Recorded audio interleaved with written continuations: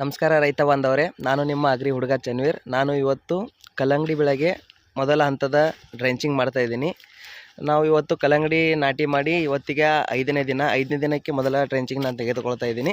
ಯಾವುದೇ ತೊಗೋಬೇಕಪ್ಪ ಅಂತಂದ್ರೆ 1 ಎಕರೆಗೆ 1 ಲೀಟರ್ ಹ್ಯೂಮಿಕ್ ಆ್ಯಸಿಡು ಹಾಗೂ 100 ಗ್ರಾಮ್ ಆ್ಯಕ್ಟ್ರಾ ಥಯಾಮಿಥಾಕ್ಸಮು ಹಾಗೂ 19 1ರಿಂದ 2 kg ಹಾಗೂ ಒಂದು ಫಂಗಿಸೈಡ್ ರಿಡೋಮಿಲ್ ಗೋಲ್ಡ್ ಇದನ್ನೆಲ್ಲ ತೆಗೆದುಕೊಂಡು ನಾನು ಇವತ್ತು ಡ್ರೆಂಚಿಂಗ್ ಮಾಡ್ತಾಯಿದ್ದೀನಿ.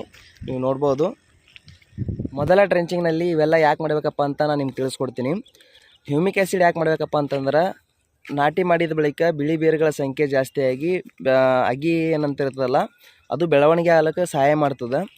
ಥಯಾಮಿಥಾಕ್ಸಮ್ ಯಾಕೆ ನೀವು ಡ್ರೆಂಚಿಂಗ್ ತೊಗೋಬೇಕಪ್ಪ ಅಂತಂತಂದ್ರೆ, ಬೆಳೆಗೆ ಬರುವಂಥ ರಸ ಇರೋ ಕೀಟಗಳು ಬೇರುಗಳ ಮುಖಾಂತರನೇ ಅದನ್ನು ನಾಶವಾಗಲಿ ಅಂತ ನಾವು ಆ್ಯಕ್ಟ್ರಾನ ನಾವು ಥಯಾಮಿಥಾಕ್ಸಮನ್ನು ಡ್ರೆಂಚಿಂಗ್ ಮುಖಾಂತರ ತೊಗೋತೀವಿ.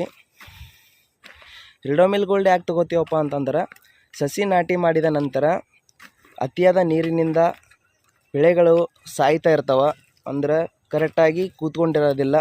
ಸೊ ಅದರ ನಿರ್ವಹಣೆಗೋಸ್ಕರ ನಾವು ರಿಡೋಮಿಲ್ ಗೋಲ್ಡನ್ನು ತೆಗೆದುಕೊಳ್ಬೇಕಾಗುತ್ತದೆ.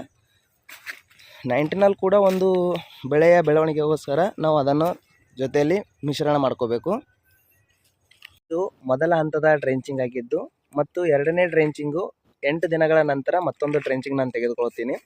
ಸೊ ನಮ್ಮ ಈ ಒಂದು ಮಾಹಿತಿ ನಿಮಗೆ ಇಷ್ಟವಾದರೆ ನಮ್ಮ ಒಂದು ಪೇಜ್ಗೆ ಫಾಲೋ ಮಾಡಿ, ಲೈಕ್ ಮಾಡಿ, ಶೇರ್ ಮಾಡಿ.